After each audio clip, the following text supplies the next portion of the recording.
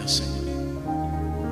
Quand j'entends ta voix, Seigneur, Prêche la parole. Seigneur, change, mon Dieu. Même si les gens refusent la J'ai parole. besoin de ta voix, Seigneur, pour tout ce que je peux faire, pour l'orientation, Seigneur. Alléluia.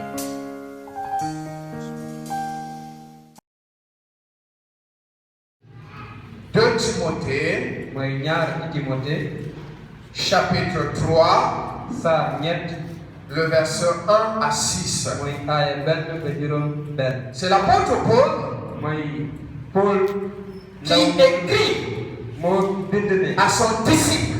mu bind ko taalibeem. Je peux dire à l'un de ses disciples préférés, mooy benn ci taalibeem yi mu gën a bëgg. Timothée, mooy Timothée. qui était déjà un pasteur, moo nekkoon tamit nitu yàlla. qui était un enfant de Dieu, mooy nekkoon tamit doomu qui yàlla. était un disciple. nekkoon taalibe. Un disciple soumis à son maître Jésus-Christ. taalibe bu déggal suñu borom Yeesu. Mais aussi un disciple soumis à son responsable spirituel, qui était l'apôtre Paul. bu nangul tamit koo xam ne mooy bàyyam ci baatin mooy Paul. Qu'est-ce qu'il a dit? lan la wax. Donc on va juste prendre le 6 premiers versets. dinañu jël juróom-ñaari aaya. Donc comme je l'ai dit tout à l'heure, comme ni mu ko waxee léegi. c'est l'apôtre Paul qui parle à Timothée. ndaw Paul moo nekk di wax ak taalibeem Timothée. Et il est en train de révéler mu ngi daal di mu ngi à koy Timothée di wax Timothée ne. ce qui va arriver dans le dernier mu temps. koy xamal luy daal di xew ci mujjum jamono. Ce qui vient. mooy luy ñëw. Il est en train de révéler mu ngi ko koy won le temps waxtu yoo xam ne. que nous allons vivre. kon lu ñuy doon di dund. Ou bien wala le temps que nous sommes en train de vivre. wala mbir yoo xam ne ñu ngi koy dund. Alléluia. Et dans 1 Timothée chapitre 4, le verset 1, mu ngi ko waxee noonu. il avait dit que l'Esprit dit expressement. nee na xel mi nee na. Donc Paul est en train de voir. Paul mu ngi daal di. C'était une forme de prophétie. dafa mel ni am lu mu daal di gis la. Alléluia. Alléluia. Dieu a ouvert les yeux de l'apôtre Paul. De la même manière que Dieu avait ouvert les yeux de Daniel. Et Dieu a ouvert les yeux de l'apôtre Paul. Et il dit à Paul, regarde ce qui va arriver. Avant que je ne vienne, avant le jugement, avant la fin des temps, regarde ce qui va arriver et enseigne l'église ce qui va arriver pour que l'église ne soit pas surprise. Et Dieu a ouvert les yeux à l'apôtre Paul pour voir ce qui va arriver. Donc la prophétie, c'est qu'il avait vu dans 1 Timothée chapitre 4, le verset 1, il reprend encore cela. Il insiste encore. Il répète encore. Qu'est-ce qu'il dit à Timothée? Et Timothée ce matin, c'est toi et moi. Qu'est-ce que l'apôtre Paul me dit? Moi aimé. Qu'est-ce que l'apôtre Paul te dit? Il dit ceci. Sache que je n'ai pas fait la grammaire. D'abord, c'est la grammaire que je détestais même à l'école. Parce qu'il y a trop de règles. Alléluia. Mais le peu que je connais, c'est le verbe savoir à l'impératif. Ça au moins je connais. Alléluia. Ça au moins je connais. Sache que en d'autres termes, tu dois savoir. En d'autres termes, tu dois connaître. En d'autres termes, tu dois avoir l'intelligence de lire, de comprendre ce qui va se passer. Il voulait dire, je ne veux pas que tu sois ignorant de ce que vous allez vivre.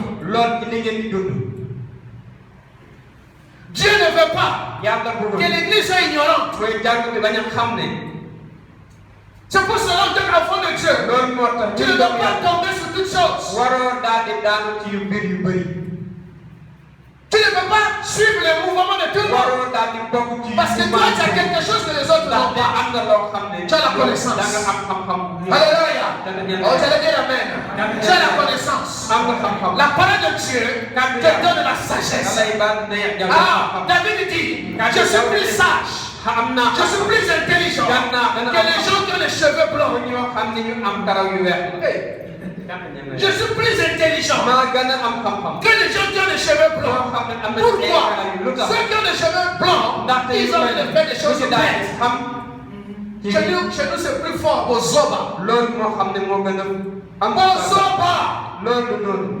C'est-à-dire des choses que quelqu'un qui a cet âge ne peut pas faire. Alléluia. Maintenant, comme David, il ne pouvait pas faire au Zoba. Il ne pouvait pas faire des choses bêtes.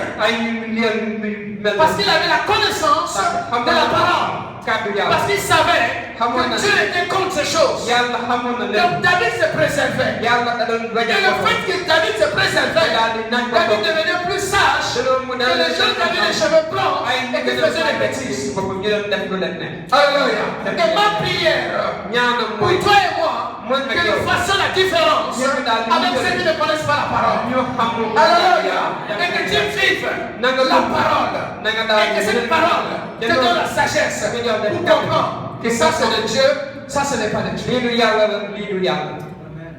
Oh mes amis, on n'a pas encore commencé. Le temps que nous allons vivre, ce sera des temps extraordinaires.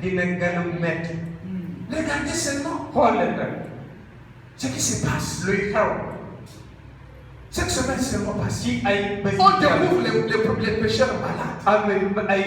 On ne sait pas d'où vient cette maladie.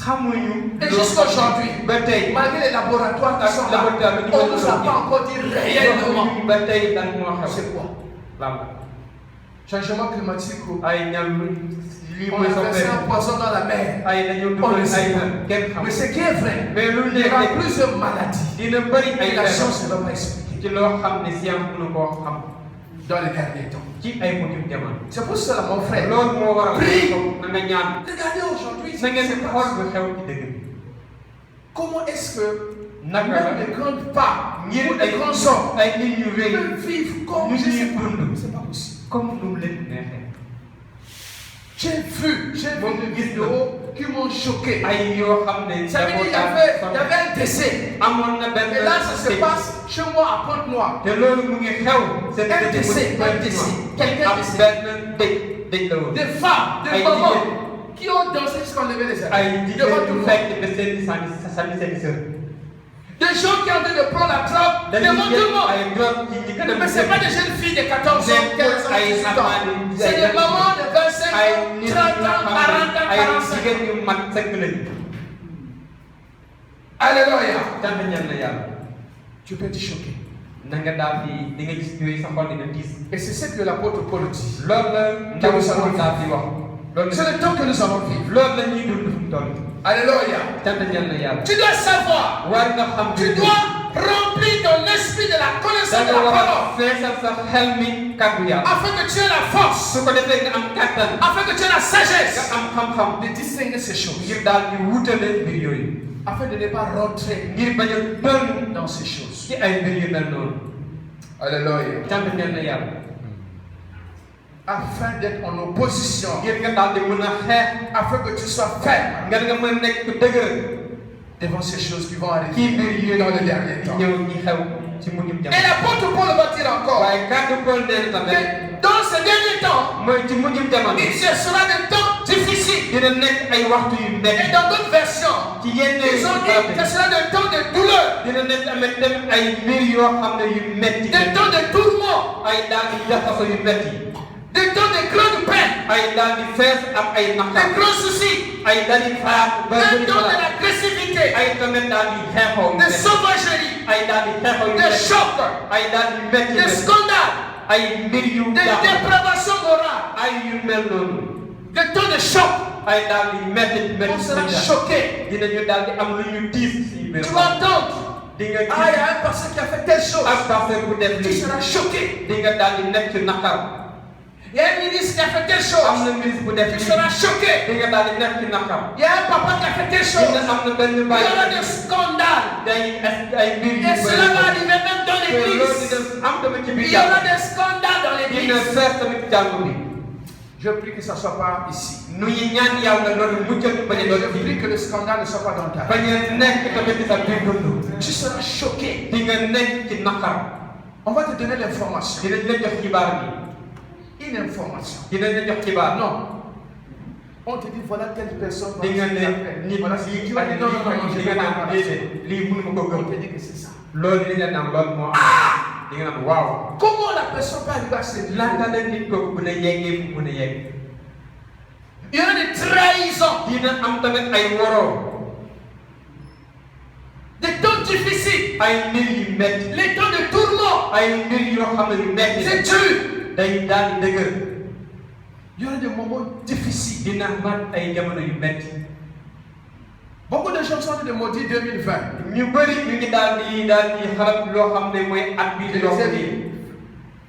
Faites attention.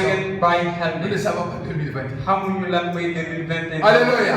Nous ne savons pas ce qui va arriver en 2020. Cela doit nous pousser à la prière. À la miséricorde.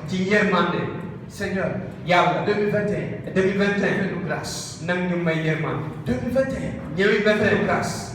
Si on arrive à rentrer en 2021, Dieu fais-moi grâce. Parce que le temps que nous sommes en train de vivre, c'est le temps grave. Et l'apôtre Paul voulait que Timothée ait cette connaissance. Et l'apôtre Paul veut que toi, ce matin, que tu aies cette connaissance. L'apôtre Paul voulait que moi aimé, j'ai cette connaissance. Afin de m'opposer à cela. Afin de me préparer. Afin de ne pas vivre comme cela. Comme un ignorant. Comme un vagabond. Non. J'ai la connaissance. Je sais comment vivre. Je sais là où mettre le pied. Alléluia. Et l'apôtre Paul, il va donner 19 caractéristiques entre le verset 2 et le verset 5. 19 caractéristiques de choses qui vont arriver. De l'attitude de Jean, ce qui va se passer au travers des vies. C'est pour ça que j'ai dit on ne peut pas finir ça. Qu'est-ce qu'il dit? Les hommes. Et quand on dit des hommes ici, c'est des hommes et des femmes. On parle de l'humanité. Et il n'a même pas dit que les païens. Donc quand il dit les hommes, y compris les chrétiens. Ou bien, dans les hommes là, il n'y a pas de chrétiens. Il n'y a pas de pasteurs dedans. Il n'y a pas de bishop dedans. Il n'y a pas de apôtres dedans. Il n'y a pas de chantres dedans. Les hommes seront comment? Égoïstes. Qu'est-ce que signifie être égoïste? Je n'ai pas fait le gros français. Mais égoïste, ça veut dire une personne qui pense à elle-même, qui ne pense qu'à soi. Il pense qu'à lui-même. C'est lui qui est important. Il pense à ses intérêts. Il est égocentrique. Il n'a pas d'empathie. Ce qui compte, c'est lui. C'est mon argent. Les autres, ce n'est pas mon problème. C'est moi qui compte. Je me préoccupe. Je dois avoir raison. C'est moi. Je n'aime pas ça. Je veux. Moi.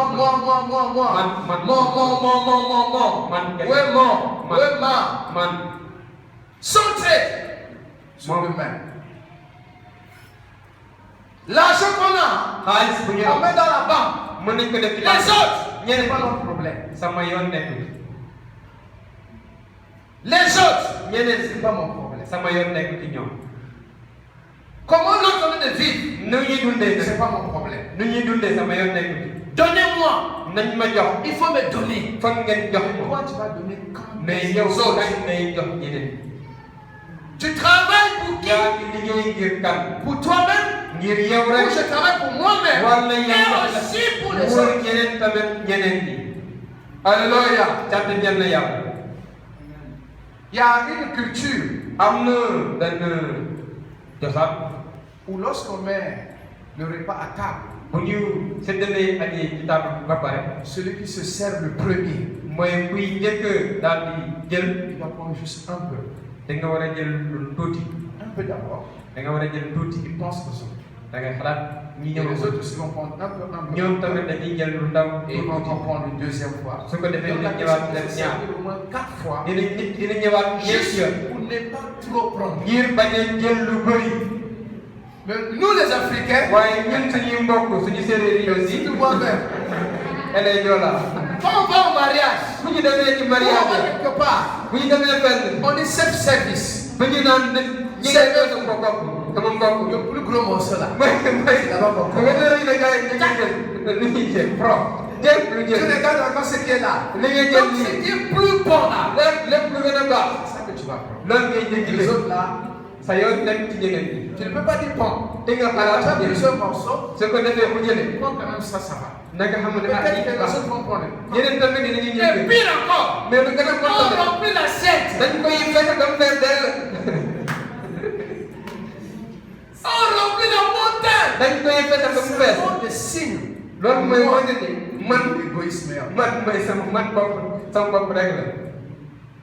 L'égoïsme. L'égoïsme. C'est comme c'est d'abord moi. L'autre après. L'autre après. Que Dieu nous préserve. Seigneur, délivre-moi de l'égoïsme. Seigneur, donne-moi l'amour pour les autres. Que je puisse me préoccuper des autres. Que le problème de l'autre aussi soit le mien. Même sur le plan spirituel, l'Église est en train de mourir. Pourquoi? Chaque personne cherche sa propre vie spirituelle.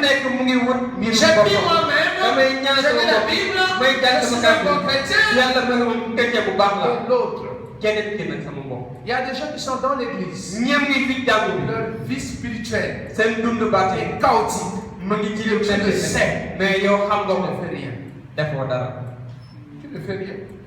C'est pas mon problème. Ce qui est important, c'est ma relation avec le Seigneur. Mais la relation de l'autre, mais le Seigneur, c'est pas mon problème. Alléluia. Tu te lèves le matin. Est-ce que tu cherches à savoir comment l'autre se vit? Est-ce que tu as demandé même la sorte de l'autre? Est-ce que tu peux même appeler l'autre juste pour savoir comment tu vas? Comment il va? Où tu apprends que l'autre est malade? Est-ce que tu as le temps? Allez même rendre visite. Allez même s'occuper de la maison. Allez même laver peut-être les habits. Ou faire quelque chose. Mais les mêmes personnes, il faudra que Dieu puisse nous bénir. Nous ne sommes pas des dépôts. Nous sommes des canons. Tu es un canal que Dieu utilise pour bénir les autres. Il a dit à Abraham, alléluia. Il a dit à Abraham, tu seras une source de bénédiction pour les autres. Tu seras une source. Je suis une source. Tu es une source. Et ce que Dieu te donne, pense aux autres. La connaissance spirituelle que tu as, pense aux autres. Les versets bibliques que tu notes ici, c'est pas seulement pour toi, mais c'est pour les autres aussi qui ne connaissent pas la vérité. Ne sois pas égoïste. Ne soyons pas des égoïstes. Les hommes seront égoïstes. Qu'est-ce qu'ils seront encore? Amis d'argent. Amis d'argent. Tout le monde aime l'argent. Nous tous, nous aimons l'argent. Si quelqu'un dit je n'aime pas l'argent, c'est un menteur. C'est un hypocrite. Mais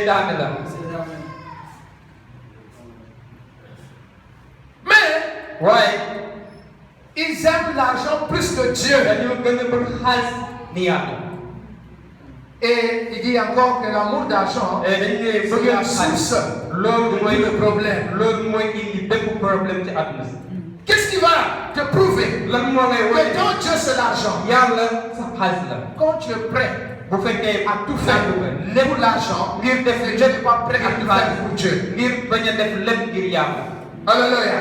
Quand il s'agit de Dieu, on n'a pas le temps. Tu as combien de temps au service? Plus ou moins. L'ONU a donné 8 heures. 8 heures.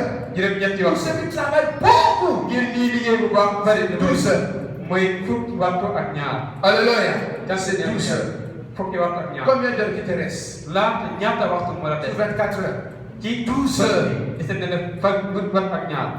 12 heures. Tu n'as rien. C'est pour toi. Et dans les 12 heures, tu dois avoir combien d'heures de sommeil? Ceux qui sont malades, des enfants, 8 heures. Mais nous, même 7 heures, même 6 heures, c'est bon. Pourvu que tu dors tôt. Et tout le reste là, qu'est-ce que tu fais? Tu n'as même pas eu 15 minutes pour méditer la parole. Tu n'as même pas eu 15 minutes pour passer le temps à communier avec Dieu. Mais tu as fait 8 heures au boulot. Tu as fait 12 heures au boulot. Entre le boulot et Dieu, qui est ton Dieu. Et aujourd'hui, l'argent est devenu un Dieu. Oui, l'argent c'est un instrument. J'ai mon portable. Je l'utilise pour communiquer, pour m'enseigner, pour faire beaucoup de choses. Mais ce n'est pas mon Dieu. Je peux vivre sans portable. Alléluia. C'est Dieu qui est Dieu. Et si je perds mon portable, Dieu peut me donner encore un autre portable. Et je me fais comprendre. Tu as le temps pour le travail. Tu as le temps pour le corps. Mais tu n'as pas le temps pour Dieu. L'argent devient ton Dieu. Quand tu manques l'argent, c'est comme si tu vas mourir. C'est Dieu qui est notre tout. Et c'est lui qui est la source de toutes choses. Et la Bible dit, l'or est à lui. L'argent est à lui. Si Dieu ne le veut pas, tu ne peux même pas te lever pour aller au travail. Et quand Dieu a permis, avec le coronavirus, toutes les entreprises étaient arrêtées. Personne ne pouvait même aller à la banque. Il y a eu des gens dans certains pays, ils avaient l'argent, ils ne pouvaient même pas aller acheter quelque chose. Tout était fermé. Et on mange l'argent. Donc, en d'autres termes, c'est Dieu qui est Dieu. On doit aimer Dieu plus que les choses. On doit avoir l'énergie. Dans le matin, la première des choses, Dieu. Loue le Seigneur. Passe le temps. Et aiguisez pour les choses de Dieu. Nous devons avoir le zèle pour Dieu. Mais aujourd'hui, c'est le contraire. On passe beaucoup de temps dans les loisirs. On passe beaucoup de temps dans les futilités. Mais on n'a pas le temps pour Dieu. La prière devient un fardeau. Lis la Bible devient un fardeau. Mais pour les choses de l'argent, il y a un problème. Aujourd'hui, pourquoi la mission traîne? Pourquoi il y a moins de missionnaires? Parce que les gens font les mathématiques sur le plan financier. Et pourtant, quand Jésus a donné l'ordre, allez, n'amenez rien. Moi-même, je serai au contrôle. Je pourrai à vos besoins. À cause du problème d'argent, l'œuvre de Dieu est naufragée. Si on disait que bon, nous voulons quelqu'un aller commencer une église à Tamba, à Kaola, et si on soutient mon souhait, c'est 2 millions. Tout le monde va dire Seigneur, Dieu m'a appelé.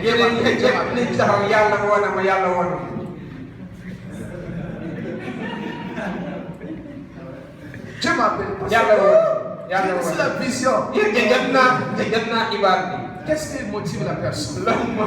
Ce n'est pas le salut de ça. Il a de voir 2 millions. Mais il y a des gens qui vont démissionner de leur travail. Vous dites Seigneur, pasteur, Dieu m'appelle au ministère.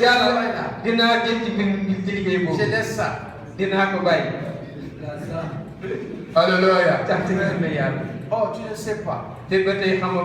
Si tu laisses les autres choses, te concentrer à Dieu. Dieu ne dira plus de ça. Alléluia. Un jour, j'ai pris mon courage.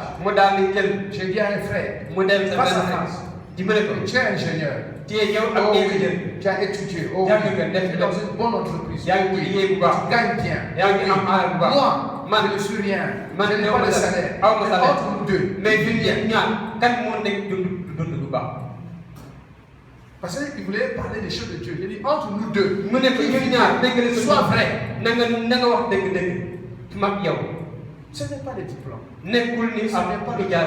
C'est Dieu qui bénit. Alléluia. Et Dieu peut te bénir. C'est pour cela que Dieu doit être au centre. Au centre de notre vie. Ce n'est pas l'argent. L'argent est important. C'est un matériel. C'est pas notre Dieu. Mais dans le dernier temps, les gens vont aimer l'argent plus que Dieu. Seigneur, préserve-nous. Alléluia. Seigneur, préserve-nous.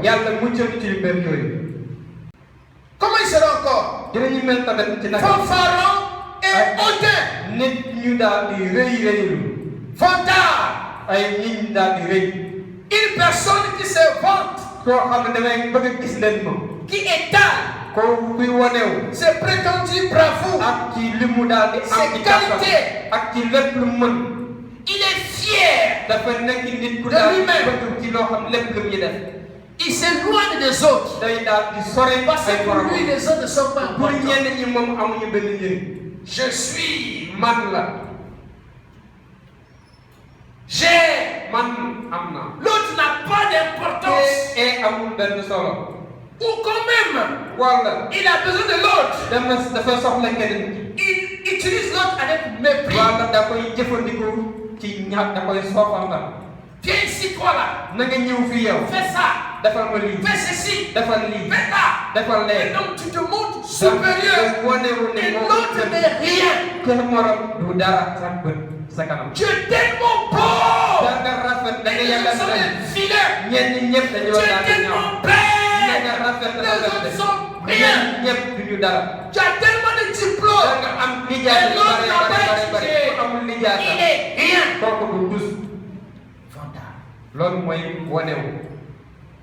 Tu veux te montrer. Regardez-moi. Et comme Satan aussi a fait ce qu'il a fait, il nous a donné aussi les réseaux sociaux.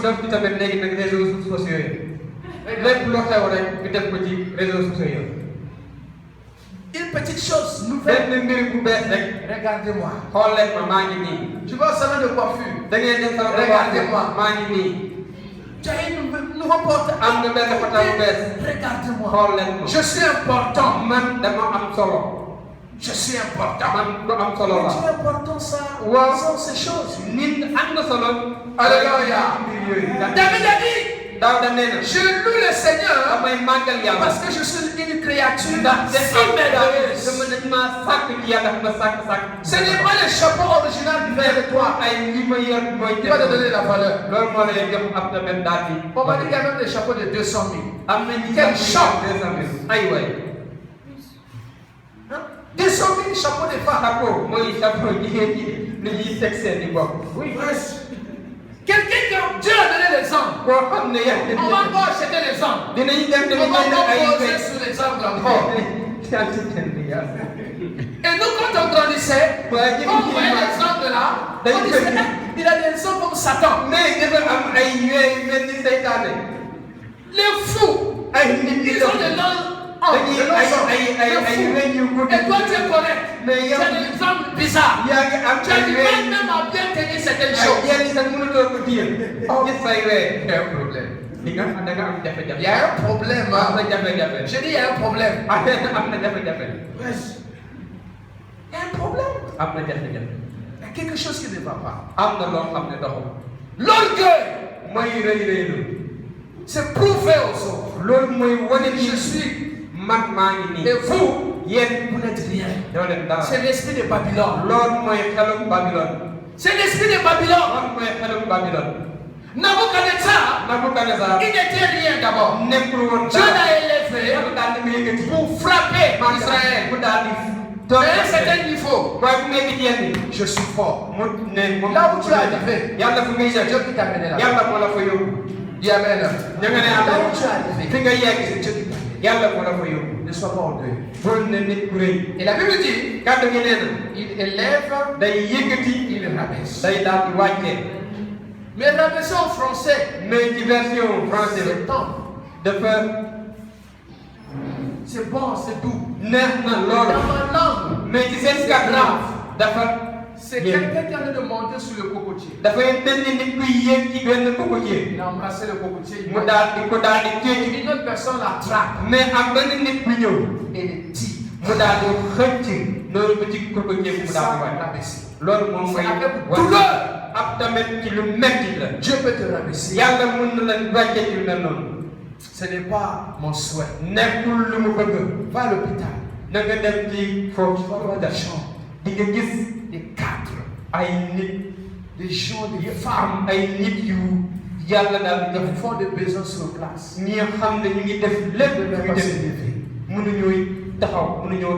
n'a plus de sens. Même pour attacher le pain, un homme qui avait de la vigueur, maintenant incapable de porter même son pantalon. Et toi, tu te montres comme le grand, la grande, que Dieu nous préserve. Rebelles à leurs parents. Et ici, quand je parle de parents, pas seulement les parents biologiques,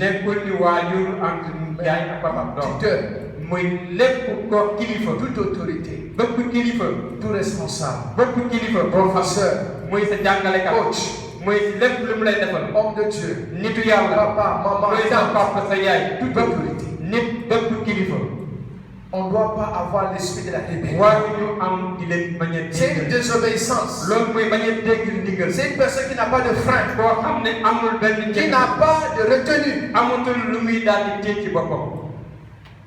Pas de retenue. Laisse-moi. Tu ne peux pas te bénir. C'est ton parent. C'est un tuteur. C'est un responsable. Il te donne la connaissance. C'est ton responsable de boulot. Dieu l'a placé là-bas. Peut-être au travers de lui que tu seras béni. Alléluia. Et les gens ne comprennent pas cela. Ton patron que tu méprises là, c'est la clé de ta promotion. Le jour où Dieu va vouloir t'élever, c'est lui qu'on va appeler. Alléluia. C'est lui qu'on va appeler. Allô? Oui. Parle-moi un peu de Pascaline. Comment? Elle est formidable. Elle est extraordinaire. Wow. On a tel projet, on a tel poste, telle responsabilité, et on a pensé à elle. Qu'est-ce que toi tu en penses? So, oui, Non, c'est ton nom, son nom sera fait. Alléluia. Faisons attention. Faisons attention. Quand nous sommes soumis, obéissants à nos parents, à nos responsables, il y a une grâce, il y a une bénédiction qui est suivie. Même nos parents qui sont déjà fatigués, en tant qu'enfants, on doit les honorer. On doit les bénir. On doit les assister. Mais nous ne devons pas rentrer dans le caractère, dans ces attitudes, les hommes de ces derniers temps. Non, on doit faire la différence. Alléluia. Les gens seront ingrats, manque de reconnaissance pour un bienfait reçu, qui ne récompense pas, qui n'apprécie pas. On l'a rendu service. Il voit ça comme si c'est rien. Apprécie le service. Sois reconnaissant envers une personne qui t'a rendu service. Sois reconnaissant envers Dieu qui t'a béni. Sois reconnaissant envers tout ce qui t'ont aidé. Alléluia. Tu as un niveau. Aujourd'hui, là où tu es, c'est un niveau que tu as. Mais Dieu veut t'amener encore un autre niveau. Mais Dieu veut un cœur reconnaissant. Dieu attend de toi. Dieu attend de moi un cœur reconnaissant. Alléluia. Envers Dieu et envers les autres qui ont rendu service. Je dois apprécier ces services. Tu dois apprécier la bénédiction que tu as donnée. Si ce matin, ou après ce culte, je te donne le riz et un morceau de poisson, sois reconnaissant. Apprécie ça. Rends gloire à Dieu. Si quelqu'un te donne 100 francs, apprécie les 100 francs. Sois reconnaissant. Quelqu'un te donne un marché, apprécie cette personne. Tu peux même poser un acte de reconnaissance. Ça, c'est un terme. Je te rappelle seulement. Ne sois pas ingrat. Envers les gens qui t'ont aidé. Surtout, quand tu étais dans les difficultés. Alléluia. Seigneur, fais-nous grâce de comprendre ces choses. Irréligieux, c'est-à-dire impie, dépourvu de tout sens, ce qui est sacré, ce qui est de Dieu, ça n'a pas de sens pour la personne. Ça n'a pas de sens. Insensible, ça veut dire dur de cœur, grossier, sans pitié, compassion, imperceptible, il ne capte pas, insensible. Et vous allez voir même des gens, on dit qu'il y a un programme, ça veut dire absolument rien. Il n'arrive pas à comprendre que ce programme-là, peut-être c'est pour lui. Il va saisir un message de Dieu comme une visitation. Rien. Mais rien du tout. Insensible. On parle de la parole. Il va faire le contraire de ce qu'on a dit à l'église. C'est-à-dire la parole de Dieu, ça rentre ici, ne sort pas là. Je ne dis absolument rien. Je disais à un moment, que lorsque j'ai donné ma vie au Seigneur, quand je faisais des cours de baptême, je posais toutes les questions à mon pasteur. Même les détails. Qu'est-ce qui est péché? Qu'est-ce qui n'est pas péché? Et mon pasteur s'est rappelé. Le pasteur Bruno. Il m'a dit, tu es en train de faire la même chose. Et quand moi j'étais en train de faire le coup de baptême, il avait demandé à son pasteur, si prendre un bonbon c'est un péché. Comme il aimait les bonbons, il a demandé, est-ce que prendre le bonbon, est-ce que c'est un péché? Ça veut dire, il voulait faire exactement exactement ce que son pasteur lui demandait de faire. Pourquoi aujourd'hui tu as des problèmes? On te dit, ne fais pas ça. C'est ça que tu fais. Est-ce que je parle à quelqu'un? Ça veut dire que tu fais le contraire de ce qu'on t'enseigne. Ça veut dire que tu es ensemble. Et il y a même des gens, quand ils viennent à l'église, ils croisent les bras. Ils pensent qu'ils vont tout enregistrer. La conférence qui vient de finir, ils vont tout enregistrer. Il y a des choses que l'homme de Dieu a enseignées ici. Vous ne l'avez pas trouvé dans les manuels. Et je peux vous dire, ce que Dieu m'a dit au travers de ce séminaire. Sois sensible. Même quand tu lis ta propre Bible, sois sensible à ce que Dieu va te dire au travers des textes. La Bible dit, la parole de Dieu est esprit et vie.